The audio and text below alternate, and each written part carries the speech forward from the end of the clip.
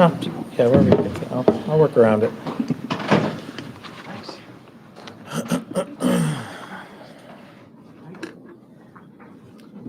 Okay, everybody ready? Media? Everybody good? Okay. Thank you all for joining. I want to start out by thanking our city staff, our team, many of whom are joining me here today. They've put in an incredible amount of work developing this budget, made really hard decisions, and you're going to hear from some of them about the implications of the amendments that were made upstairs. I want to give a special shout out to our budget team. Where did they go? In the back, as well as our corporation council team, who were working late into the night and early tomorrow morning, working on the over 80 amendments that the council sprung upon us at the last minute. And so thank you to, again, our budget teams and corp council for pulling that together. First, I want to say that I'm gravely concerned for the taxpayers, for our constituents. These cuts contained in the council's amendments are draconian and they're dangerous. The council claims that they're not making specific cuts and it's ultimately up to us, but that's simply not true. Let me give you some examples. This is what the amendments do. $1.4 million cut to the city school budget. $3.7 million cut to public works, directly impacting our roads and sidewalks and infrastructure. DPW, and you'll hear from Commissioner Robinson, has kept their budget flat for 2 years straight, has made difficult decisions at my behest to keep the budget flat, and the Common Council is making a 9% cut to that budget.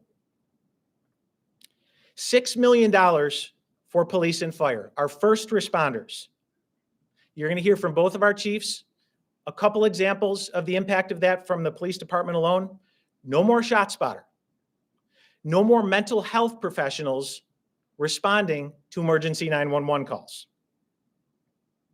In parks, it means less money for grass cutting, lifeguards, and other seasonal staff at a time when our parks are the busiest and our young people need us most.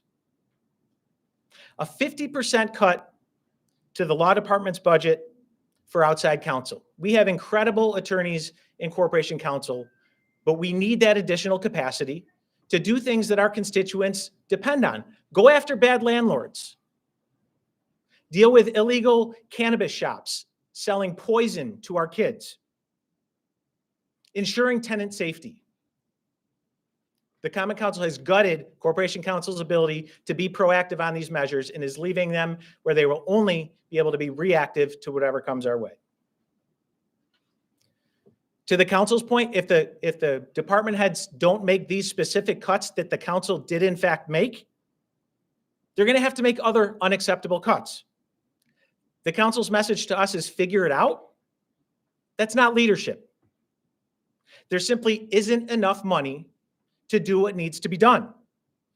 The choice will be services or jobs or both.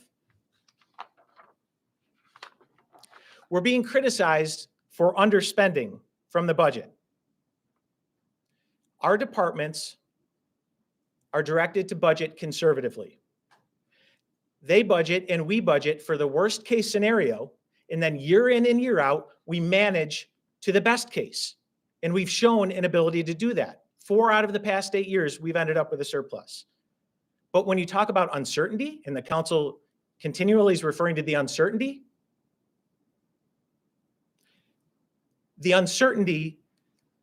is what, if we leave the budget as it stands, it leaves zero room for error. In fact, it creates errors. And so any additional uncertainty will be cataclysmic. I want to give you a few other examples. DPW, again, kept their budget flat the past 2 years. Was criticized for the past 2 years for underspending on their salt budget. How did this winter go for everybody? Anybody realize the golden snowball is coming back to its home in Syracuse? We had an incredibly difficult winter, and if we didn't have that salt, we would not have been able to get through it. But we did, because we budgeted conservatively. We planned for the worst case scenario, and we were able to manage our way through it. This approach, this conservative budgeting approach, it protects the city.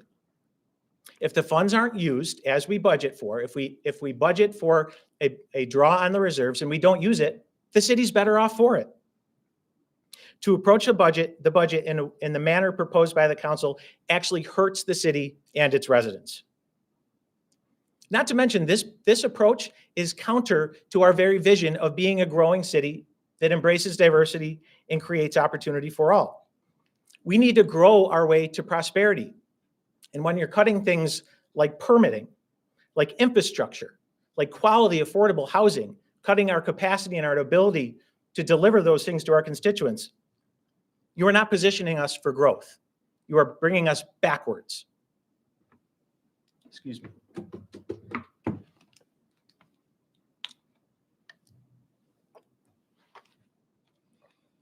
I didn't realize I was going to be this worked up, but speaking from the heart. Second main point I want to make. The term unprecedented has been used to describe this budgeting process. What is unprecedented is the secrecy and lack of transparency exhibited by the council throughout this process. There was absolutely zero discussion or release of amendments until hours before the vote, which either happened intentionally because they wanted to keep it from the administration and the community, or you can come to your own conclusion as to what other possibilities may be. The budget process is no secret. We don't make this up every year. The timeline is set forth in the charter. It's like Christmas. It's the same time every year. Just to make sure, we send a memo to the council. We sent the first one on January 3rd, reminding them of the time frame. And then we reminded them again on April 10th. Throughout the entire process, it was closed-door negotiations without any involvement of the administration, including the department heads. Talk about transparency. There's been no public release of a taxpayer-funded budget analysis. Nobody's seen it.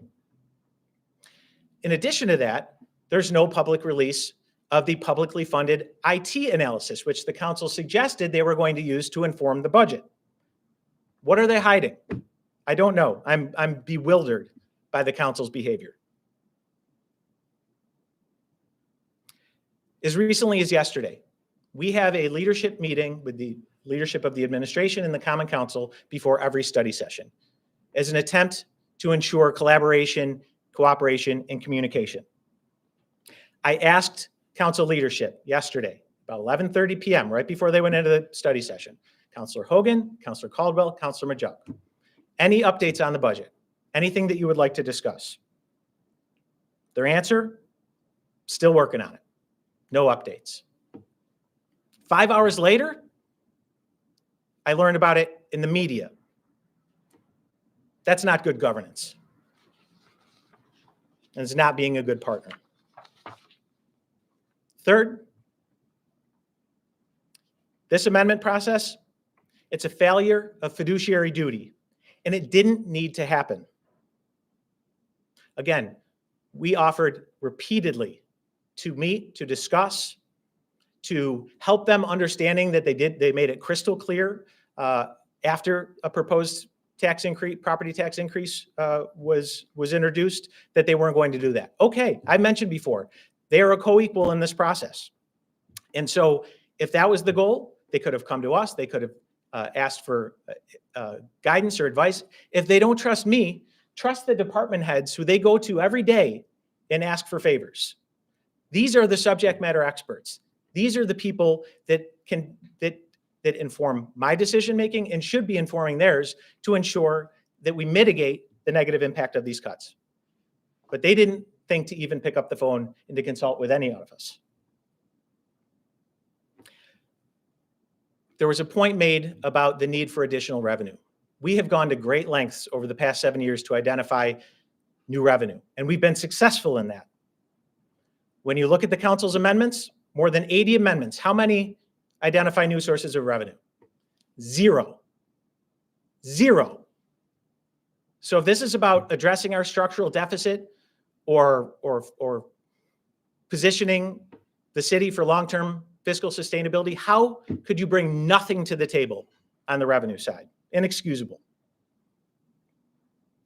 Not only did they fail to propose any additional revenue, their proposed cuts actually are going to make it harder for us to generate new revenue. Just a couple examples, and there are many. We have positions in the budget to manage the school zone traffic enforcement process that is now underway. We have the school bus stop arm cameras already deployed, and soon to follow red light cameras and speed cameras in school zones. We need to be able to manage that system, and in doing so, it is going to put us in a position to generate additional revenue and, importantly, more importantly, keep our streets safe. And they are cutting positions that are intended to manage that program and to assist us in generating new revenue. They slashed the budget for administrative law judges who generate revenue through the Municipal Violations Bureau. When people get violations, we want them to correct them. If they don't, ultimately they have to pay. And we have administrative law judges who oversee hearings and ultimately ensure that we get paid for those violations. And they're cutting there. You're going to hear from Jake Dishaw from code enforcement. Permitting creates revenue. It creates short-term revenue with the cost of issuing the permits, and it creates long-term revenue in economic development and growth. And they're gutting our third-party reviewer, our new third-party reviewer process that the council just last meeting approved. Again, bewildered. Finally, we have worked incredibly hard over the past 7 years to enhance and improve the city's fiscal condition. When I became mayor, there was about $50 million in the fund balance. Now, there is well over $100 million in the fund balance. We have more than doubled the fund balance. The fund balance is intended for rainy days, for circumstances when the alternative is unpalatable, when the alternative is cutting services, hurting people, hurting our workforce. That's what it's there for. Yet the council is choosing, instead of drawing from those reserves that we've worked so hard to create, they would rather hurt our taxpayers, our constituents, our workforce, and reduce services. Again, they did not consult with any of these department heads following their budget hearings. If they had asked, again, we would have come to the table and helped guide them in their decision. It's one thing to hear it from me. It's another thing to hear it from the department heads who are going to have to clean up this mess, who are going to have to live with the reality that this council is foisting upon us. And so I'd like to now turn it over to some of our department heads. Make no mistake, these amendments are reckless, and you're going to hear some very real examples of how that's the case. First, I'm going to ask Chief Cecile to come up.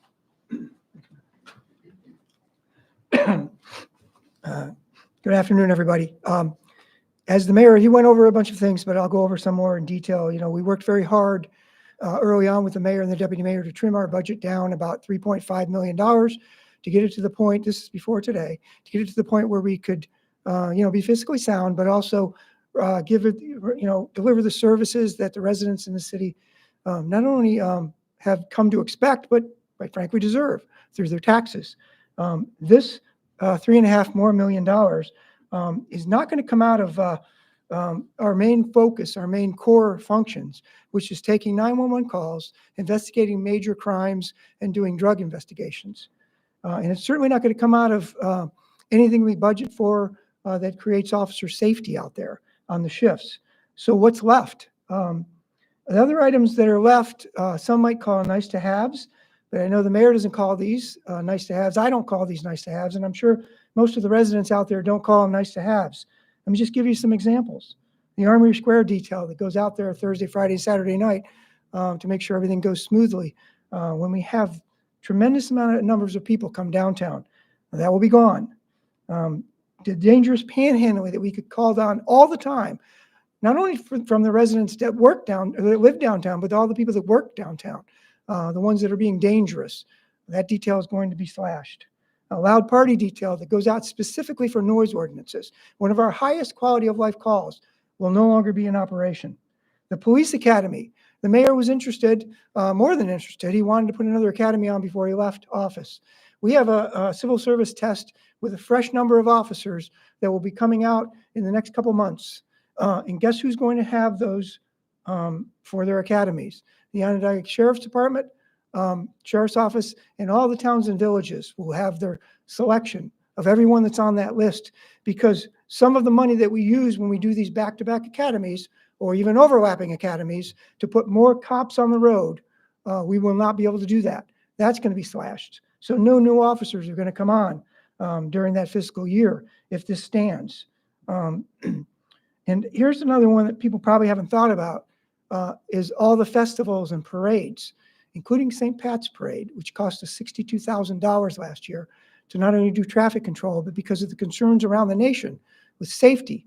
We had to put extra officers, extra undercover covert folks up there to make sure the parade went off safely. All of the festivals, all of the parades that we staff come out of our budget, and it's one of the things. This is one of the things that we're left with slashing. So think about that. No officers at festivals, no officers doing traffic controls at the parades, dirt bike details. And I could go on. And the mayor already mentioned ShotSpotter, and there's also community dialogues. Jiu-jitsu, we're going to have to cut our jiu-jitsu program. By the way, we're the first one in the state, police department, that brought jiu-jitsu, which is a grappling technique instead of a strike technique for the officers. And the officers in the academy go through this 3-week training. So when they come out, they're more able to deal with what's going on in the street without the strikes, more grappling. First police department in the entire state to do that. That will be slashed. Liberty Resources, which the mayor mentioned. Alternative response to mental health calls, which we've been working on. The deputy mayor's been working on, I think, 2.5 years. And we are ahead of the curve from anyone in the state right now. We'll suddenly go 1,000 steps backward because we will have to cut the budget for that as well. And I could go on and on and on. There's more items here as well, but those are the highlights that we will have to cut because we can't cut our core functions, which is 911 calls, major investigations, and drug investigations. And we're certainly not going to cut anything that creates an officer safety issue out there. So what we're left with are those items, which I think everyone in this city, everyone who lives here and everyone who works here would say that they do care about. And thank you. Thank you, Chief. You bet. A couple additional points before I introduce our next speaker. This process is bringing me back to a very difficult and dark time in the city of Syracuse, and that was in the beginning days of the pandemic, when the economy literally shut down and our number one generator of revenue, sales tax, virtually stopped. That was a crisis, and we responded to that crisis in a collaborative way with the Common Council, and we made incredibly difficult cuts in our contingency budget, many of which are reflected in the amendments introduced by the council. But again, it was necessary because it was a crisis.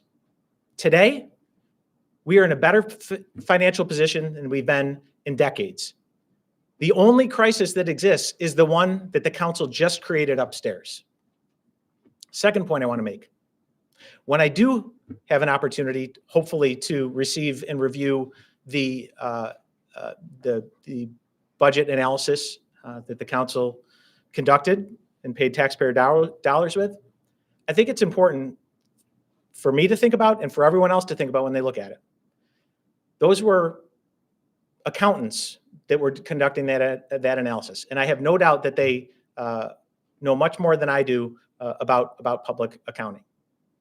But they're not elected by the people of the city of Syracuse. I am. The Common Council is. The council was elected to represent the people of the city of Syracuse and their interests in this process. And they have simply elected not to take on that responsibility, to kick the can, to pass the buck, and in doing so, have let down the people that elected them to represent them. Draconian and dangerous. To hear more about the danger, I want to bring up Chief Monds from the fire department. Thank you, Mayor Walsh. I'll start off by saying I heard today the amendment for the fire department was to reduce our budget by $2.4 million. and that no staffing was going to be impacted, no firefighters were going to lose their jobs. But I just want to be clear, if you don't understand anything I say, I want everybody to understand this. The $2.4 million, the other part of my budget outside of the personnel costs can't sustain $2.4 million. So that has to come from the personnel line on some level.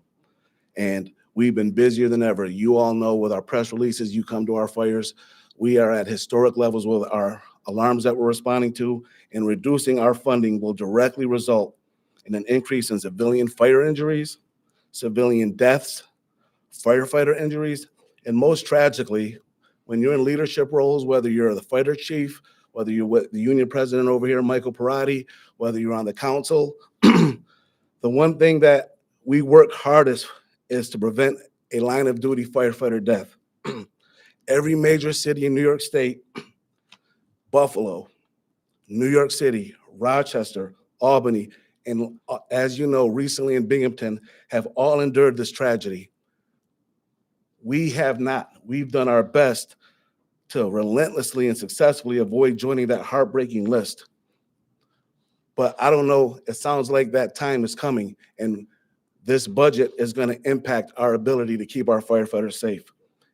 Like I said, we've been busier than ever. In 2024 alone, we had six civilians killed in fires, in structure fires in Syracuse. That's 3.74 times the national average. I don't speak about it a lot, but out of the last 17 years, 13 years, the city of Syracuse, with our fire department, with our firefighters who give everything they have, 13 out of the last 17 years, we have exceeded the national average of fire civilian deaths for a city of our size. And staffing is directly related to that, in my opinion. What makes these cuts even more troubling is the council's previously approved measures to help us improve fire protection. They twice approved SAFER grant increases in our application in April of 2024 and September of 2024. And that grant was explicitly designed to counter the millions of dollars in reductions to the fire department's budget since 1994. We've lost 17 on-duty personnel. We've lost 5 different companies that have been responding to all parts of the city. Station 7, Station 12 closures that provided adequate fire protection for the city's rapidly developing areas. Everybody wants this economic development. We have so much development going on. As you all know, last year was the busiest permitting season ever with dollar amounts, and we have to protect that. These buildings are something our firefighters have not seen, the way they're building these buildings, and it's going to be a huge safety issue when we have to reduce staffing and not have this many firefighters that I propose to have on duty. And these people that were going to be on duty were already approved through the grant. We sought the grant. We wrote it, the federal government approved it. Out of the 20 positions that we got, we were only gonna use 12 of them to increase our staffing. 8 of those positions were going back into the general fund for money that were gonna be used for 8 other positions. So we actually gave money back to the city. And I think, one thing that bothers me is I think accepting money like SAFER grants is kind of improper when it undermines the intent and the money is diverted or reducing the general fund support for the fire department. I think it violates the spirit for which the grant was sought, approved, and accepted. And I just want to be clear, outside of our personnel costs, our other part of our budget only increased $189,000. So where that $2.4 million is coming from, it's not coming from there, it's coming from our firefighters. So I just want to be clear about that. And we've been down this road before with all the closures. And those closures, like I said, directly reflect the people that die in fires and our firefighters that get injured. Last year, we had 60 firefighters hurt in the line of duty. That's over 16% of our staff has been hurt preparing and responding to fires. It's a dangerous job. These fires are dangerous. I'm asking the council to reconsider these amendments because it's only a matter of time before death is going to knock on our door. And I don't want to be the chief when that happens. We've done our best to work with the council, working with the mayor's office, the budget department, and we've come up with a safe plan to keep our firefighters safe as possible. With all this development, I think we're a bomb ready to go off. So I'll end with this. If the staffing is dropped, people are going to get hurt. There's no doubt about that. And I'm just going to ask the council members to please fully support the budget that I proposed to ensure our staffing levels are the way they're supposed to be, especially with the future. But never mind the future, we barely can keep up with the fire and the workload we have now. So I want to say God bless our firefighters and thank everybody that supports the fire department. Thank you, Chief. Oftentimes when we get frustrated at work, people will say, don't take it personal. We're taking this personal. This isn't just our jobs. The talented folks in this room could be doing many other things and likely making a lot more money doing it. We're here because we love this city and we're going to fight for this city. So this is personal. I've gone to great lengths to maintain positive relationships with the Common Council, but I am not going to sacrifice the future of our city for those relationships. I want to, before I bring up our next department head, I want to make a more nuanced point. This budgeting is not exciting. It's complicated. And so it's hard sometimes for people to understand some of the nuances of it. One point that I want to make when we talk about vacancies. So yes, we have vacancies in many departments. We are like every other employer in the country. It has been difficult to attract and retain talent. We've gone to great lengths to try to do that. We actually have a job fair scheduled for next week. And literally the conversation before we walked in here was, do we even hold the job fair anymore? The reason I bring it up is because as hard as we try to fill vacancies, we understand realistically that we're not going to fill all of them, which is why we actually account for the vacancies in the budget. Each department has a vacancy rate and a value associated with it. We've explained this to the council. Frankly, I'm not sure they understand it. So the vacancies that they've identified that they're eliminating from the budget does not take into account what we've already accounted for in the vacancy rate. So I want to make that nuanced point because it's important. Next up, I want to bring up our Commissioner of DPW, Jeremy Robinson. Thank you, Mayor. I'm a man of not too many words. I rarely speak at some of these things, but when I was told that our department was going to get a 9% budget cut when our budget stays flat for the last 2 years, I felt that I had to say something. You're cutting a department that delivers city services every single day. Every single day, you guys see our people, whether it's Sani, whether it's plowing, whether it's sewers, whatever it is. We're out there every day, rain, sleet, or snow.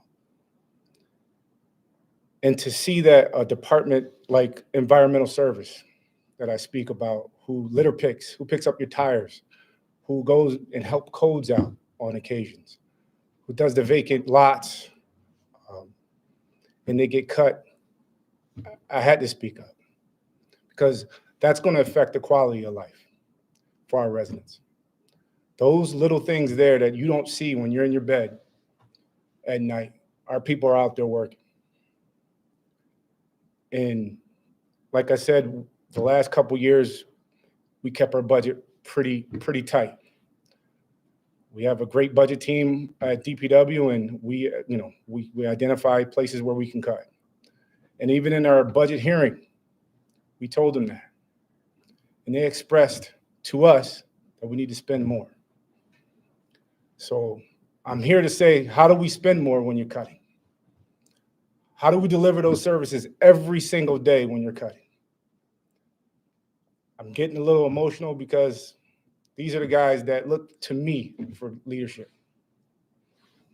And that's why I'm here. Also, you go down the line where we see the cuts is salt. Mayor spoke about it. We had a bunch of major storms last year, as everyone in Syracuse knows about. We've been very, very lucky the last couple of years, but this year we weren't lucky. We understood that. But we budgeted for that. We understand it's Syracuse. We understand that snow is not going to wait for no one. It's going to come, and we need to be ready. But when you cut that line and say, you know what, let's cut whatever out of salt. Let's cut whatever out of fuel. I mean, those things we can't just magically get back. So I'm just here. I had something written, but I felt like I needed to speak from the heart. So I wanted to let you guys know the impact that this is going to cause on DPW. We are the backbone of the city. We protect the quality of life for the city residents. We pride that. All our people there are hard workers. They work every day, every single day, rain, sleet, or snow. So thank you. Thanks, Commissioner. Again, this is personal. Our constituents, our neighbors, our family, our friends, that's who we serve. And so, yeah, this is personal. Next up, I want to bring our still relatively new Parks Commissioner, who's done an incredible job already and has great plans for the coming year, which are undoubtedly going to be impacted by these proposed cuts. So Commissioner Syracuse Byrd from the Parks Department. So I will read from my notes so I cover it all, but or maybe not. I took this job because I wanted to ensure that our families, our seniors, our youth in our community had beautiful parks. I was raised here in Syracuse, spent my life in these parks. A 7% cut to our budget is going to mean 36 seasonal employees that we can't hire. Those seasonal employees cover our pools, our rec centers, our special fun programs like Pops in the Park, and Big Rig Day that's coming up soon. We will have to cut some of those events. We will also have to cut staffing. I know the council said these budgets, this isn't going to affect staffing. We as a team at Parks started our budget process in December. I started in November. The first thing I did was sit down and start budget because we knew the deadline. I met with every single director in my department. We proactively made cuts. We cut dog shelter staff, and here we have to cut another one according to this proposed budget. It's frustrating, specifically as a new commissioner, to come in and now have to not only worry about our parks and our constituents and our residents, but all the questions that I'm funneling. Staff were nervous today, right? It was hard to even sit staff down and talk to them. I pulled them on a meeting this morning and said, hey, we all need to come together and we all need to talk about how this will affect parks, our operations. We get hundreds of calls about grass being mowed. With this budget, we won't be able to cover the 1,200 acres that we currently cover. So when we get those phone calls that a grassy area needs to be cut because, there's an event, that may not happen. Again, it's frustrating. I can't imagine moving forward this year with this proposed 7% cut and keeping all of our pools open and keeping all of our rec centers open. So, yeah, that's all I have. Thank you, Commissioner. Commissioner Byrd mentioned the pools. Again, going back to the pandemic, as you may recall, as a result of those cuts that we had to make, we had to put our hands out and beg donors, community members, business owners to give us money, to donate money just so we could get the pools open. That was a crisis. This is a crisis of the council's making. We have over $100 million in our fund balance. We recognize that we have work to do to become fiscally sustainable. But because of our hard work, our difficult decisions, we are in a position, we have time. And to make these cuts seemingly overnight just simply does not align with reality. Final department head I'd like to speak before I let the deputy mayor close us out is Jake Dishaw, our Deputy Commissioner of Codes and Zoning. Jake. Thank you, Mayor. As you've seen from a lot of my colleagues, this is a bit personal, so I'm going to speak to some of that. So this is my 24th year working in code enforcement. Started in the Driscoll administration, seen a lot, been through a lot. Fortunate to be given an opportunity by Mayor Walsh. I think we put our code enforcement program on the national map. We have large cities constantly reaching out, asking us, how are you doing this? Teach us how to do this. These cuts we're facing, they're real. They're going to have real impacts on the future of our city. So the Division of Code Enforcement is facing a 9.12% cut. We're not as large as fire or police or public works or parks, but we're damn sure as mighty as all of them. We've done a lot of work to protect our community. We're going to continue to do so, but I just want to go through the impact that this is going to have. At a time where we need quality new housing more than ever, I'm standing in front of the governor 4 hours ago announcing spending millions of dollars of new construction for quality new housing. That's great. Well, how's all this going to get reviewed to ensure safe building design? How's it going to get inspected? Some of these cuts, it's going to cut our plan review plan in half at a time where we're issuing more permits than ever, more construction evaluation than ever. Drive around. There is more active construction that has been done under this administration, under this team, than anybody prior. Sorry about that. That is unprecedented. That is factual. But losing half of our money to do plan review, that puts the public in danger. It's irresponsible. It's ill-advised. Zero communication or outreach from any counselor.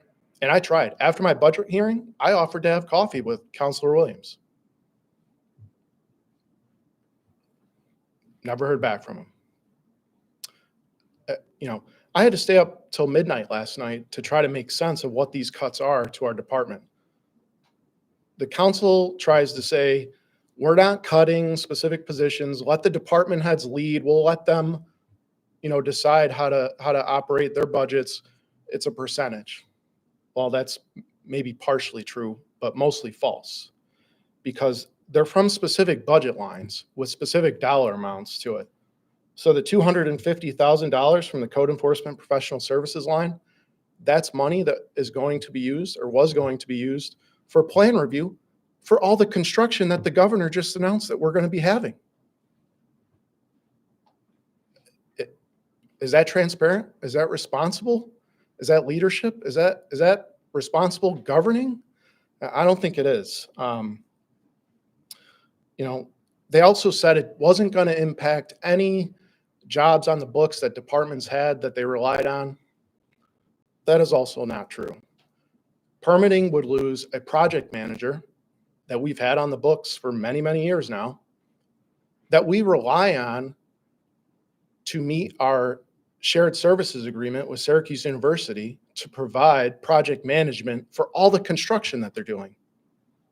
I hope Pete Sal and team are listening, because we're not going to be able to deliver with these cuts. We will not be able to deliver on our promises for their new hotel, their new dormitories, and all the other construction work that they have going on up there. Again, we'll work tirelessly to get it done, but this has true implications on operations and how we perform and deliver services to our public and to our partners. It would also cut the director of zoning. I can't even fathom, I don't even think the council realizes what they were cutting. But that dollar amount, it's from a salary line. They say, oh, we're not specific on what we're cutting. They are directly specific. They know what they were looking at and were cutting. And they wanted to deliver it in an email late last night. So I had to, stay up and not get any sleep, try to make sense of this. And to Commissioner Robinson's point, my team is worried.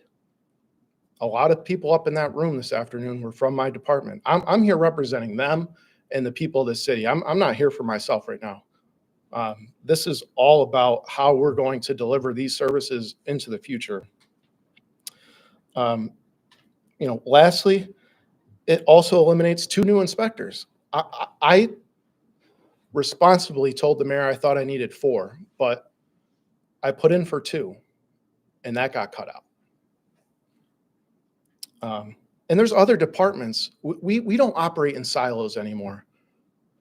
What you see behind me is a team, and we all work together. I may work for code enforcement, but I rely on environmental services and public works.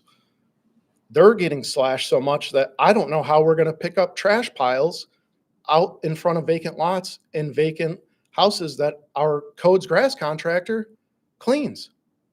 He cuts the grass, but he puts out tires and furniture and dumping out to the curb, and Public Works Environmental Services follows to pick that up. We're losing that funding. Gone.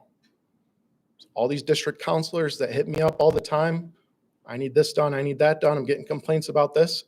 I won't have the resources to answer to get that done anymore. It will be gone. And lastly, the law department. Anybody that's been following what code enforcement has been doing knows that the law department has been right alongside with us the whole way. We've closed over 40 illegal, unlawful corner stores that are impacting our neighborhoods.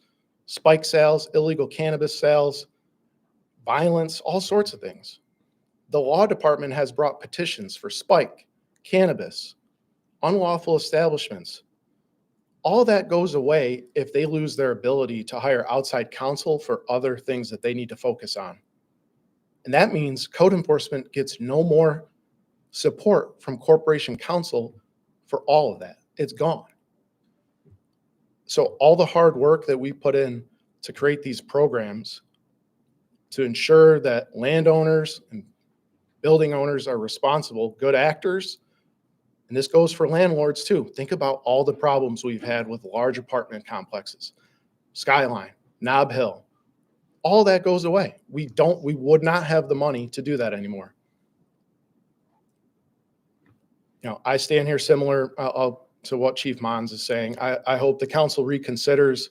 At the very least, I hope they at least are up for communicating with us to truly understand what these cuts are doing, because I don't think they realize it. I just don't. That's all I have to say. Thank you. Thank you. We've heard that some of the counselors have already been saying, well, the departments can come back and ask for more money if they want to. That's ridiculous. That's not good government. And that's their answer when they're hearing from department heads that are, again, legitimately, genuinely, and gravely concerned for the taxpayers. The answer is, oh, you can just come back. We'll work it out. Unacceptable. One other point that I thought of listening to Jake, we've dealt with a lot of criticism from certain counselors about the ways in which we've handled some of these problem properties. A lot of finger pointing when the mother house went up in flames at the Maria Regina property. I don't know how you can criticize us on one hand and suggest we should have done more through code enforcement, we should have done more through corporation counsel, and then literally cut the legs out from both of those departments. Doesn't make any sense. Last, I want to bring up Deputy Mayor Sharon Owens. Thank you, Mayor. This is the most egregious abuse of power I've ever seen through 2 mayors. You've heard a lot of conversation, a lot of comments, and I know I heard through those voices passion, some anger, and I heard some cracking voices. And I believe this is the reason why. There isn't a day of the week or a time of the day or night that the folks behind me and others who are not in this room get a call from one of those folks in that council chamber to address an issue, to do them a favor. But the one call none of these people got was, what is your opinion about these cuts that we're proposing? Their opinion is respected when we need to pick up trash or address a vacant. or get a special detail. But that opinion was not respected when they looked to make these slash and burn cuts. Sledgehammer, not a scalpel. It's irresponsible. You hear the passion in my voice because I work with these folks and I know how hard they work. And I know the council knows how hard they work. But to not even give them the respect of a conversation and now leave them to pick up the pieces. And old Counselor Williams, oh, come on back and talk to us and we'll figure it out. No, that conversation should have happened before today. Before today. If the expectation is that they'll come back at some point during the year, what kind of gamesmanship is that? That's not governance. Governance is looking at the budget, asking questions when you don't understand something and getting an appropriate answer. And that did not happen. So I hope the respect for these hardworking folks that they depend on every day, somehow they wake up tonight and talk to some of these good folks and reconsider what they've done today. Thank you, Deputy Mayor. In closing, I appreciate my colleagues making a direct case to the council to reconsider. I deal with a lot of criticism in this line of work, often coming at the hands of council. And in my moments of weakness, I remind myself what my campaign slogan was, rise above. So I have no doubt the council is going to be in their feelings when they hear about what we talked about, but they need to hear it. And then they need to get over it. They need to come back to the table and they need to reconsider what they've done. And we will be there, ready to join them, ready to collaborate with them, and ready to move on. With that, I know we've said a lot, we've taken up a lot of time. We are willing to answer some questions if you have them. So what's that process look like, from here on out? I mean, there was a unanimous vote. You can veto, Yeah. but then they can Yeah. override. So what does that Right. process look like if they want to come back and reconsider? If that's even. So it starts with a conversation. Again, I'm still waiting for that phone call from any of them. Haven't gotten one since they finished the process. But it starts with dialogue. And again, we are always willing to come back to the table. I have to respond within 10 days after the amendments are received with my objections or vetoes. You can be sure that there are going to be objections. There are over 80 amendments, 81, I think. So it's going to take time, and we're going to take our time. Unlike the council that again seemingly did it overnight behind closed doors, we'll take our time. We'll reach out, we'll have conversations. I'll consult with the subject matter experts, and we will try to get this train back on the tracks. We'll try to undo the significant damage that the council has done with these amendments. So the council must act on the final budget by June 2nd. You said that this is political. You think it's bad. I get to be one for mayor on council. Is that what's going on here? Honestly, Ellen, I have looked at this from a governance perspective, and it doesn't make sense to me. And I've looked at it from a political perspective, and it doesn't make sense to me. I honestly don't understand what the game is here. It's not a game. This is serious. This is people's lives and livelihoods on the line. I have no idea. Is politics a factor? I'm sure it is, but to what end? I have no clue. Going off of that, I asked councilors Hogan and John if the revaluation shouldn't happen now as mayoral candidates when they thought it should happen. Mm-hmm. Both of them dismissed that as speculation. But again, do you think that has become politicized, even the discussion around the revaluation? No doubt about it. Again, that what you heard consistently throughout here is that the council has taken specific actions for a number of years leading up to today to put us in a position to do very specific work. And they did that with revaluation. And then coincidentally, when two of the councilors that are part of council leadership are running for mayor, they decide it's not the right time. Because logic doesn't matter is the answer from Councilor Hogan. At the same time, property tax rate increase. Again, we get it. We pay taxes. We're city residents. We don't take it lightly. But would city residents rather have a consistent, annual or semi-annual modest 2% tax hike to continue to get the level of services that they're getting today, arguably better services as we continue to get more efficient and effective and innovative? Do you think that they would prefer that over what the reality that we just laid out to you? I think they would. And I think that the council they're making big assumptions about what their constituents think. And I think if they actually had conversations and listened, they might come to a different conclusion. But politics is undoubtedly and sadly a factor. Is this the first time that a budget has been unanimously rejected?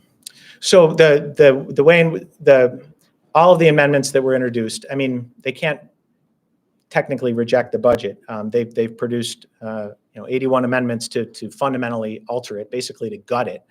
And it appears that they made some sort of pact to stick together on it.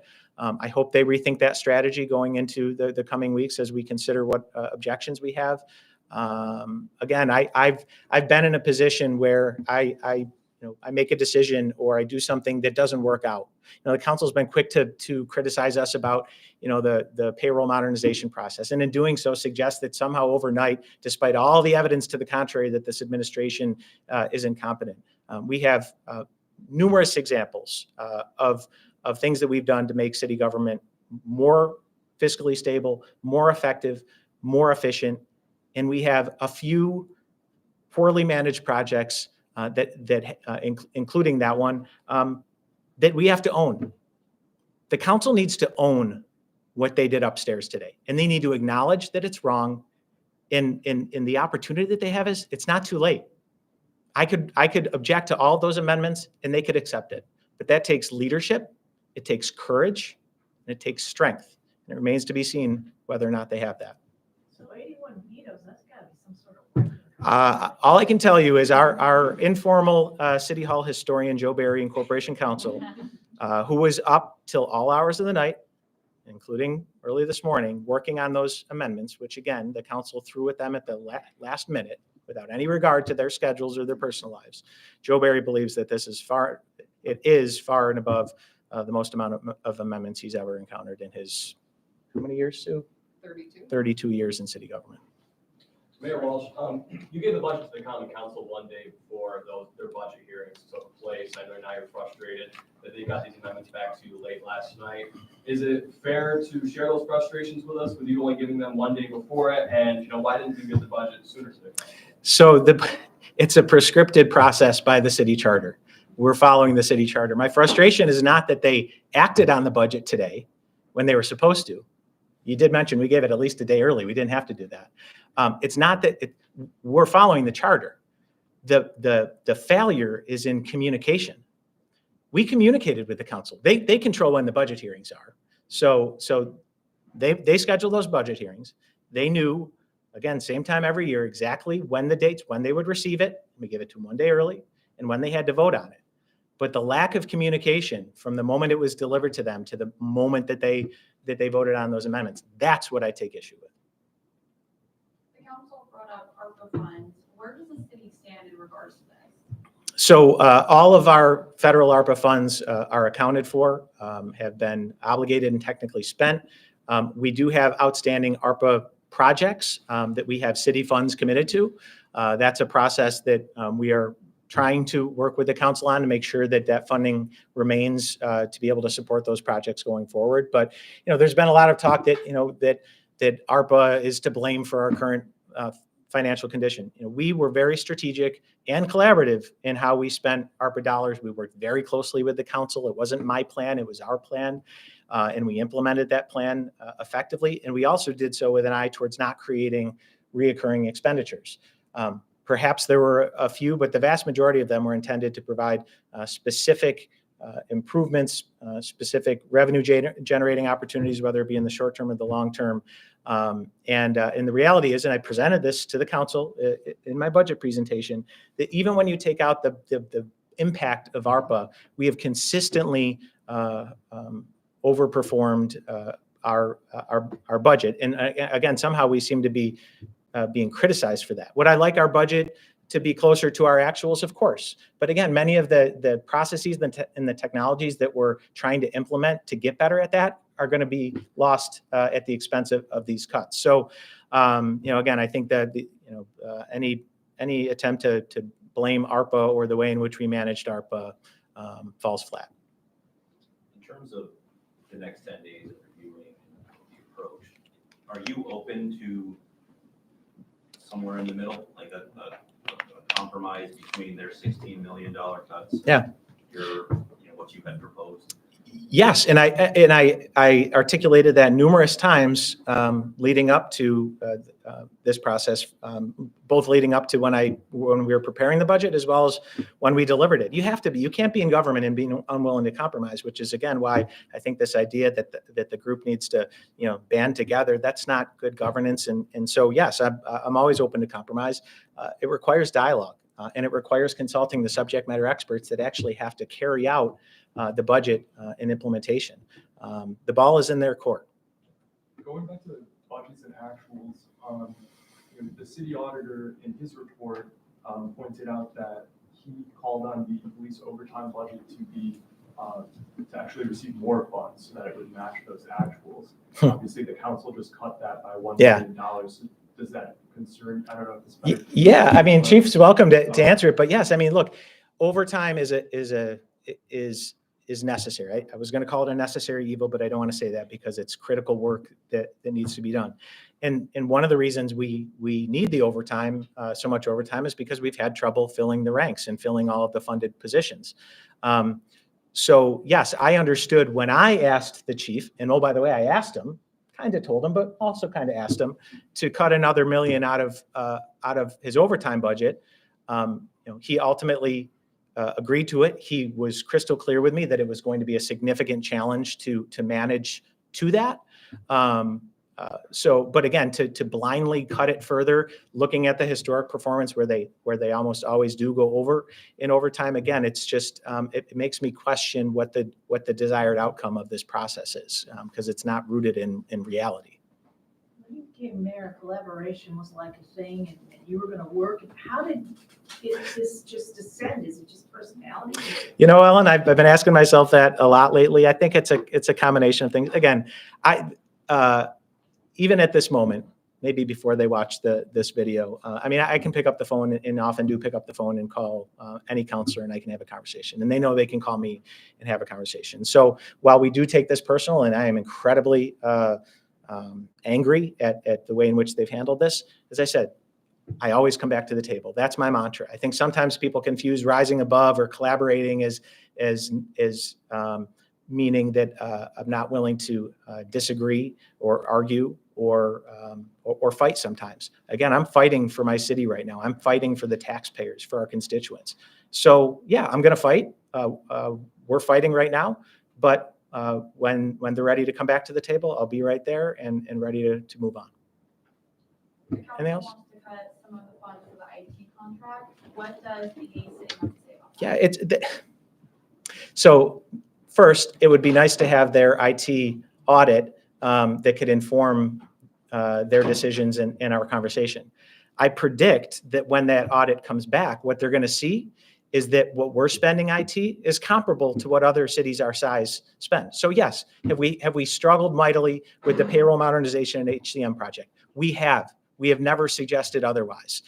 We do feel like we've made good progress. We do feel like we are going to ultimately be able to implement that project, but we need resources and we need technology. And the irony of this is that this technology and these processes, they're going to save us money. And by gutting that IT budget by 27%, they're essentially forcing us to fall back to paper-driven, inefficient processes that waste taxpayer dollars. It doesn't make sense. But again, unless or until we see their analysis, at least they will be, flying blind. We just heard from several department heads about how directly this is concerning, their own employees, and that was a remarkably well-attended common council here. But Councilor Hogan suggested that city employees filled the pews in the chambers today because you instructed them. See, that's, Counselor Hogan is showing what he would be like if he was mayor. Thank you. That's how he thinks. That's his cynical mind. That is not how I think. Team, did I ask any of you to show up at the chambers? I encouraged you yesterday to attend. Did I ask any of you to bring along colleagues, or did I demand that you attend? No, that's not how I roll. That's how Counselor Hogan rolls, and that's how he'll govern as mayor, which I hope never happens. I walked into that chamber thinking I was going to see these folks. I was surprised to see anyone else. Just a quick question, and I know there are many department heads, I don't expect them to all answer, but just what was the sense you got when you were at those budget hearings? I mean, did you get any idea that this was coming down the track? Because you or your, subordinates, attend. So I was curious, like if any of this was, if the writing was on the wall at all, or if you gathered any sense of, well, this is what they're willing to do. I can only speak for myself as Corp Counsel. My budget hearing, I went in prepared to review all of the cases that we had brought, affirmative actions that we had sought to protect tenants, homeowners, renters. And what I got was, oh, Sue, we don't need to hear about that. We know how good you are. We just want to know, what are you going to do about corner stores? I am not kidding you. It was taped. You can look at it. I said, well, I'll pick up the phone and call me. I'll do anything I can to help you and protect your neighborhoods. And then last night, I get notification that my budget has been sliced so that I can't utilize resources outside of my office to handle cases, freeing up my attorneys to bring these cases against the Greens, against Clear, against Nob Hill. And so consequently, the next time they call me, I'm going to have to say, unfortunately, I don't have the resources to help you. And I apologize to the residents of this city because I honestly thought when I was put in this position, I could make a difference. And for some, I have, but it seems that the end of my tenure will not allow me to do that. Thank you, Sue. Thank you. Anybody else want to comment on the budget? We got to wrap it up. Yeah, I'll just say real quick. Yeah, please. Chief. So at my hearing, they mentioned that between the fire and the police, we had the largest budgets. What are we going to do about it? That's about as far as they went. But as the mayor and everybody else, the deputy mayor, have been talking about communication, if one of these counselors who calls me every other day, and it's all of them, and I'm not exaggerating, instead of calling me about a problem that they wanted me to address. And by the way, when they've called me, they have never once said, oh, and by the way, make sure you do this without any overtime. Do it with someone who's already working. They just say, get it done, fix it, so that I can look good for my constituents. And we do it because we work for the people. Not one of them has picked up the phone and said, hey, by the way, we're about to slash $3.5 million. Or even more importantly, do you think there's someplace else that we can slash? And then maybe, like the mayor and the deputy mayor said, we could have sat down and worked it out. I don't know if there's any fat in there. I know at every budget meeting I've ever been at, when someone brings up budget, I always say, I lay out all the things we use for overtime, festivals, parades, Armory Square, minimum staffing. And I say, what do you want to cut? And they all move on to a different topic because it's difficult to cut those things. But they are going to be the counselors, if this stands, that cuts us out of parades, festivals, the new academy. And again, the sheriff's office is going to be the happiest person in the world to hear this because all the people on that, we are their biggest competitor. And we are not going to be competing because we won't be putting another class on. And all the other things I mentioned, they're going to be the ones that cut that. And their constituents should know that. Thank you, Chief. Please, Chief. Yep. I just had to add to this. I think today got a lot of attention, as it should, because it was not the best day in the chambers since I've been the fire chief or even before. But oftentimes the current moment gets confused with things that led up to here. So leading up to the budget season, we go to council, there's meetings every week, every other week. Either I'm there or my staff is there, and we're presenting legislation. We're asking for funding. We have reasons. We have to speak about it, and that gets approved, right? Just like the SAFER grant. I went and said, hey, this is the goal. Many of the counselors have been asking me, When are we going to open up Station 7? How are we going to do that? You know, some of the members on the council now, and I've been working, as you all know, tirelessly to figure out how to pay for rehabbing Station 7 and also paying for the people. And many of the councilors suggested we'll bond for it. That never came up as a suggestion in anywhere, but I think the part that was troubling to me when I realized that our budget was going to get cut in that $2.4 million, like I said, it can't come out of operating. We have to fix our fire trucks. We have to, pay for brakes. We have to, it doesn't matter if I got 100 firefighters or 300, these consumables need to be bought. So the money cannot come out of there. And leading up to today, we've been in front of the council many, many times, and not one time was anything ever said no to, right? During our budget hearing, some of the questions that were asked had nothing to do with what happened today. And I guess that's what's concerning. I heard about rumors yesterday. I started thinking about the safety of our firefighters. I think about my family who lives in the city, and it's just troubling knowing our past and how that directly relates to people dying and getting hurt.